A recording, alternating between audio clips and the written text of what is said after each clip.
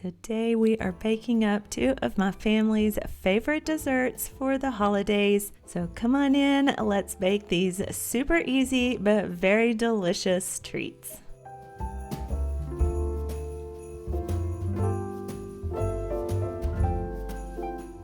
Hello there and welcome.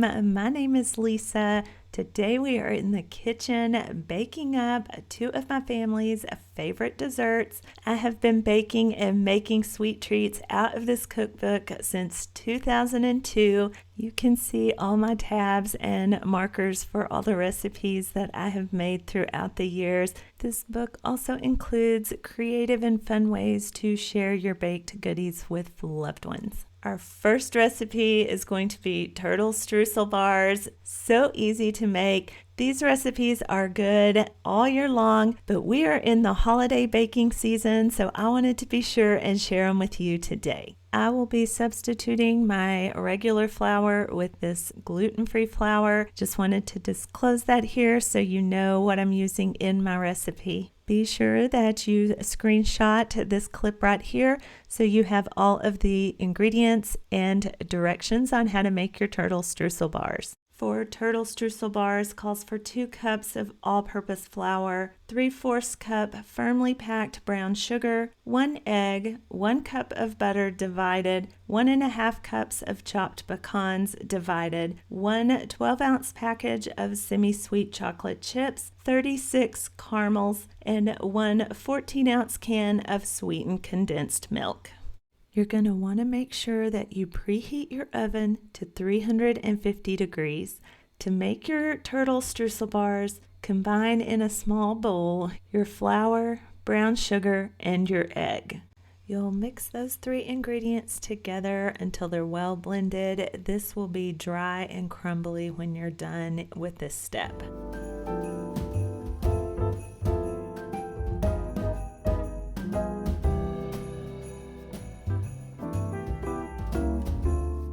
Next, you're going to add in 3/4 cup of butter. Using a pastry blender or 2 knives, cut the butter into your flour mixture. It's going to resemble a coarse meal when you're done with this step, and make sure your butter is soft at room temperature when you do this.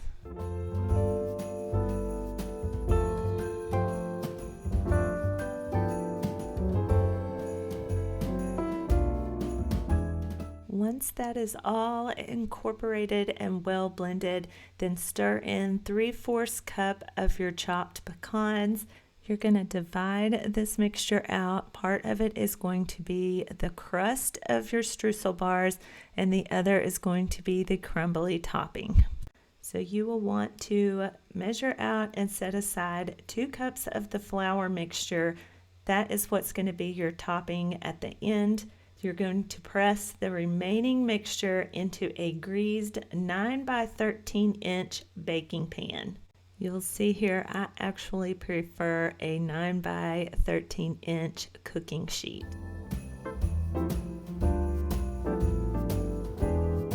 Just turn out your flour mixture into your pan, even it out, and then press down on it firmly. The butter in the flour mixture is going to make it all stick together. You're going to put your crust in that 350 degree oven and bake it for 10 minutes.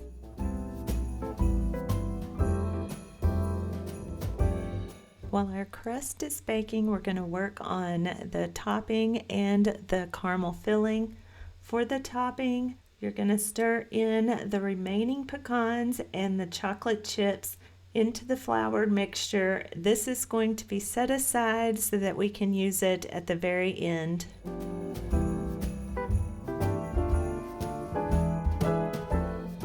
You're going to need 36 caramels for your filling. I'm using these Kraft caramels, and the most tedious part of this task is to unwrap them. One package ended up having 39 caramels, so that worked out perfectly for my recipe. In a medium saucepan over low heat, you're going to combine your remaining butter with those caramels we just unwrapped and your can of sweetened condensed milk. I'm using the fat-free version just because that's what I had in my pantry. You will want to be sure you're stirring this frequently. It is all dairy-based and you don't want it to scorch and stick to the bottom of your pan. So while we're multitasking on the rest of our recipe, don't forget to stir this caramel mixture.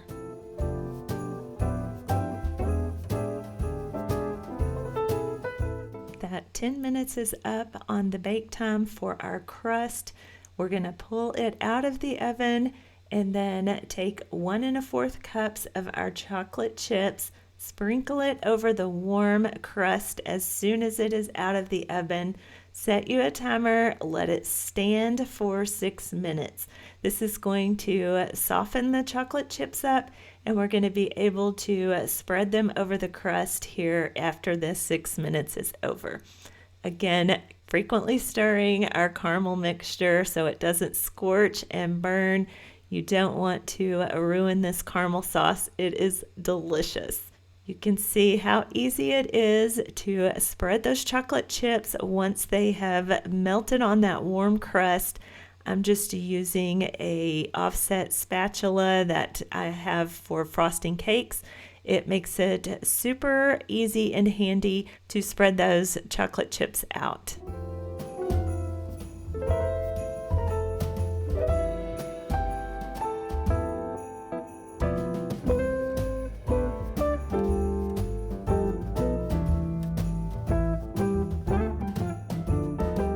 When all of the caramels are fully melted, you will know your sauce is ready. This is very hot, so don't be tempted to taste it because you will burn your tongue. You're going to pour it out over your chocolate-covered crust, making sure that you get it covered all the way to the edges of your pan.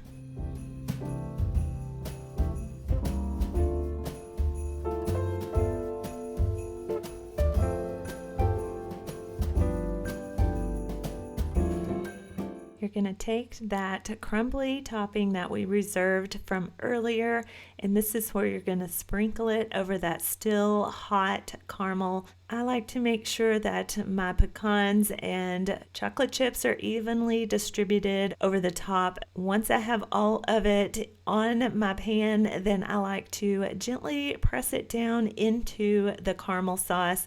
Back into the oven it goes, 350 degrees. You're going to bake it for 20 to 22 minutes or until the edges are lightly browned.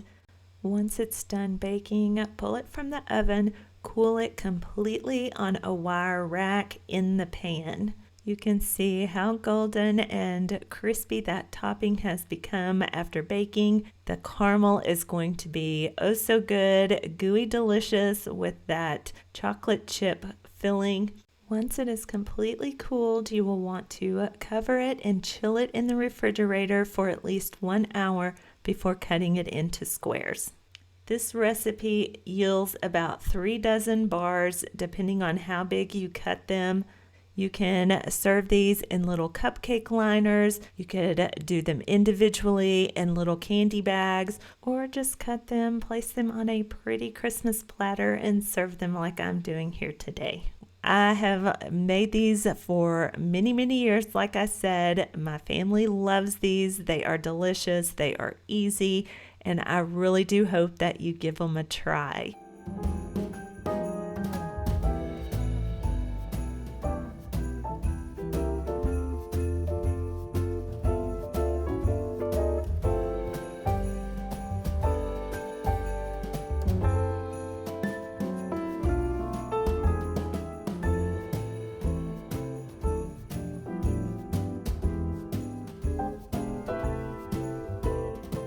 Next, we're baking up some Scottish shortbread. This is so buttery and delicious. You will never want store-bought shortbread again after you have made these. I'm going to put the full recipe and baking directions here on the screen, so take you a screenshot of it. That way you have it and can bake up some Scottish shortbread. This recipe calls for 1 pound unsalted butter that is softened. 1 cup of sugar, 2 teaspoons of vanilla extract, 4 cups of all-purpose flour. I'm again using the gluten-free version, half a cup of cornstarch, and 1/4 of a teaspoon of salt. I'm using my KitchenAid mixer today, but if you do not have one, you can use a hand mixer for this recipe. In a large bowl, I'm adding my butter. We are going to beat the butter at medium speed until it is creamy. Once we have that broken down and creamy, we're going to gradually add our 1 cup of sugar. We're going to beat that well until it is all blended together and incorporated. And then you're going to want to add your vanilla extract. Then mix to combine all of that again.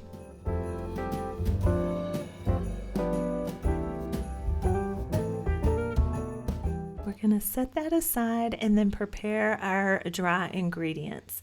We are adding to the small bowl of flour our cornstarch.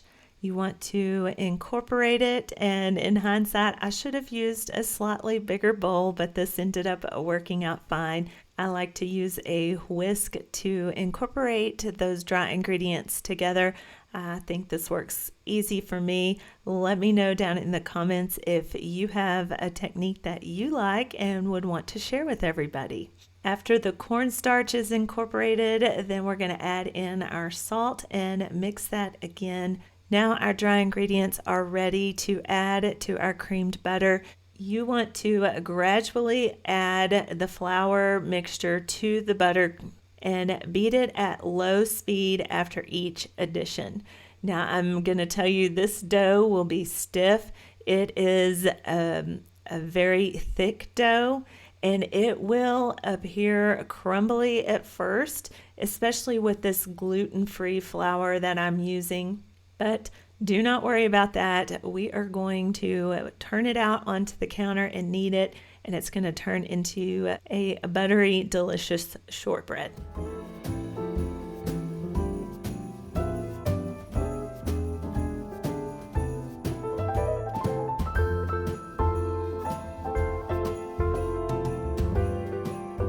Our dough is all mixed together, so I'm going to turn it out on my clean countertop that has been lightly dusted with flour. Again, like I said, this is a little bit crumbly, but we're going to knead it about 8 to 10 times.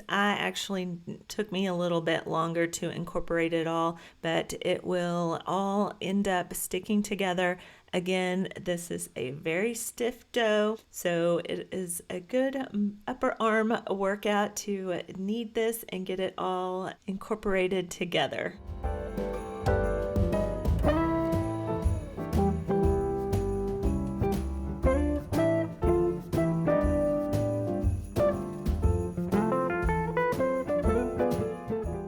Directions for the recipe say to press the dough into an ungreased 15 by 10 inch jelly roll pan. My pan here has seen better days, so to make sure that it doesn't stick and will come out and release from the pan, I went ahead and I sprayed the pan, which will help the parchment paper then stick down and not come up. So that's why I sprayed it and then put my parchment paper down and began pressing out my dough, starting in the middle, pressing it out towards the edges, trying to make sure that the thickness of the dough is even all across the whole pan. You want it to cook even, so you want to try to avoid having areas that are thicker or thinner than the rest of your shortbread.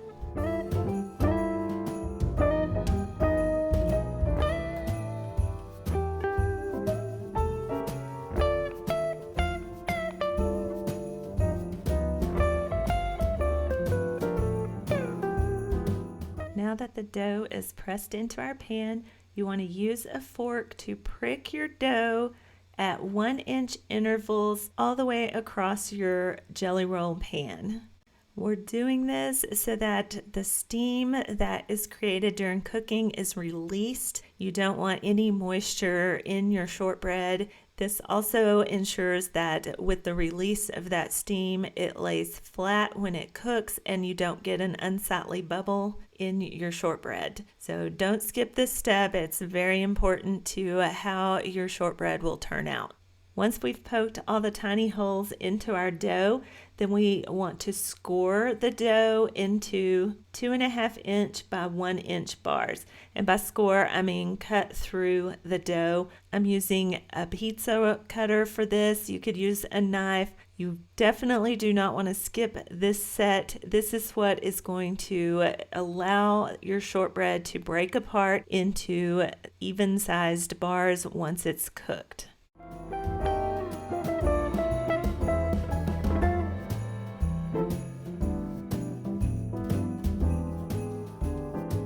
You now need to cover your dough and chill it in the refrigerator for at least 2 hours. I let mine sit in the refrigerator overnight and baked it the next morning. After your dough is chilled, you will want to preheat your oven to 325 degrees, unwrap your shortbread, and then bake it for 35 minutes. Once it is done, remove it from the oven. Cool it in the pan on a wire rack for 5 minutes. Then cut your shortbread into bars along those scored lines. Let it cool completely before removing it from the pan. You can store your shortbread in an airtight container at room temperature for up to 1 week, or it freezes really well and will keep for 3 months. This recipe makes about 5 dozen bars depending on how you cut them. I guarantee you these are so light, buttery, and flaky. You will fall in love with them. They are delicious with your morning coffee and just a good treat that is not very sweet.